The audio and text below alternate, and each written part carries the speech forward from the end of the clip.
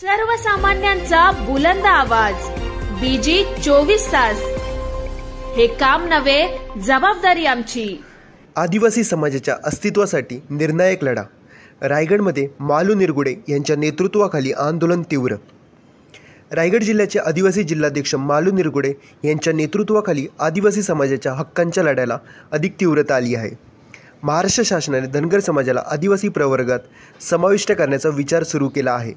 या विरोधात आदिवासी समाजाने एकत्रितपणे आवाज उठवला आहे. निरगुडे यांनी स्पष्टपणे सांगितले की हा निर्णय आदिवासी समाजाच्या हक्कांवर गदा आणणारा आणि पूर्णपणे अन्यायकारक आहे. या मुद्द्यांवर तीव्र प्रतिक्रिया देताना मालू निरगुडे म्हणाले, आदिवासी समाज हा क्रांतिकारांचा समाज आहे. आमच्या पूर्वजांनी देशासाठी बलिदान दिले आहे आणि आता वेळ आली तर आम्ही देखील आमचं बलिदान द्यायला तयार आहोत. परंतु या अन्यायकारक निर्णयाविरोधात आम्ही गप्प बसणार नाही. यावेळी त्यांनी स्पष्टपणे सरकारला इशारा दिला की धनगर समाजाचा आदिवासी प्रवर्गात समावेश होऊ देणार नाही. रायगड जिल्ह्यातील आदिवासी बांधव मोठ्या संख्येने आंदोलनात सहभागी झाले होते. कर्जत चौक फाटाजवळील आंदोलनात 2 ते 3 हजार आदिवासी बांधवांनी हजेरी लावली आणि शासनाच्या विरोधात आपला विरोध प्रदर्शित केला. आदिवासी समाजाने हा लढा केवळ हक्कांसाठी नाही तर त्यांच्या अस्तित्वासाठी असल्याचे निरगुडे यांनी ठामपणे सांगितले. आंदोलन यशस्वी झाल्यानंतर आदिवासी समाजाने एकजूट दाखवून शासनाला इशारा दिला आहे की हा लढा फक्त सुरुवात आहे. जर शासनाने त्यांच्या मागण्या मान्य केल्या नाहीत तर आंदोलन अधिक तीव्र होईल. आदिवासी समाजाच्या भविष्यासाठी त्यांनी एकत्र राहून आपला लढा कायम ठेवण्याचे आवाहन केले आहे. महाराष्ट्रामध्ये धनगर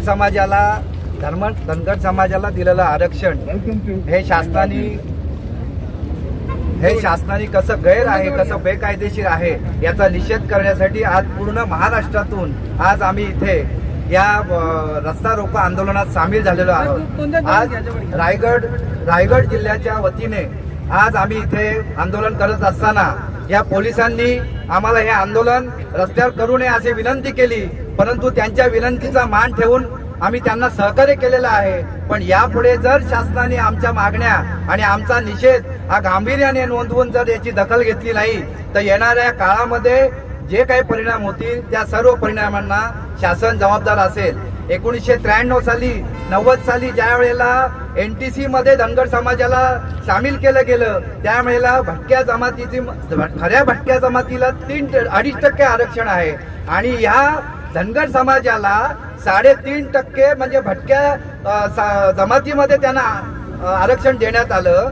म्हणजे त्यांचा सुद्धा हक्क या धनगर समाजाने मारलेला आहे आणि त्याचप्रमाणे आज आदिवासींचं हक्क सुद्धा हा समाज मारायला निघालेला आहे. तर हा आदिवासी खचणार नाही, हा वाघ आहे आणि यापुढे वाघासारखी डरकाळी फोडणारच. त्यामुळे येणाऱ्या काळामध्ये शासनाने याची गंभीर दखल घ्यावी असं मला समाजाच्या वतीने इथे बोलायचं आहे आणि शासनाला ही सूचना द्यायची आहे. जय आदिवासी. एकजुटीचा एक तीर एक कमान. आज सर्व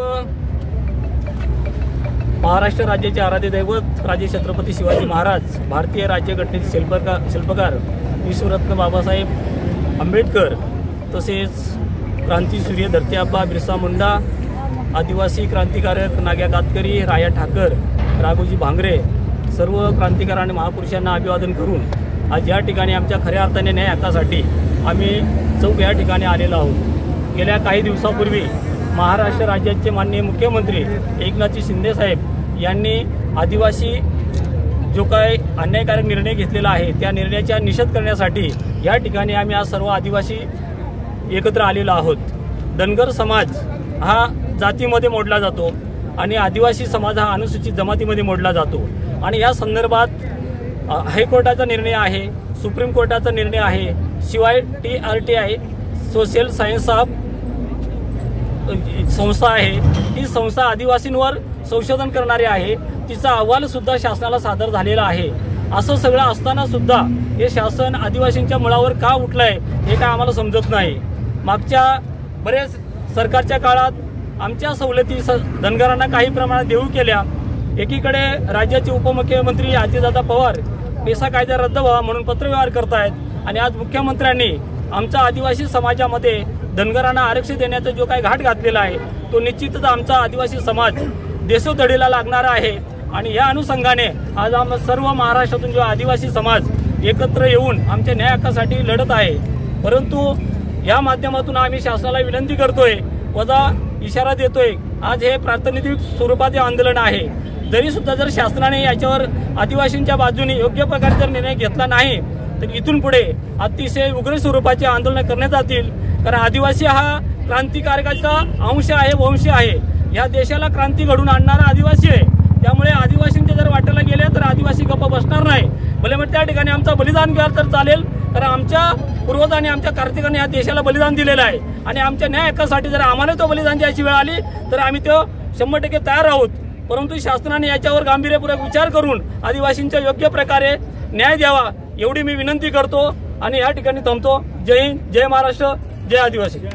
तुमच्या गावातील समस्या, प्रश्न आमच्यापर्यंत पोहोचवा. आम्ही तुमचा आवाज बनून प्रशासनापर्यंत पोहोचून तुम्हाला न्याय मिळवून देऊ. तुमच्या व्यवसायाची किंवा सेवांची जाहिरात BG 24 तासवर करा. आम्ही तुमची माहिती घराघरात पोहोचू. आपल्या यशाची प्रसिद्धी आम्ही देऊ.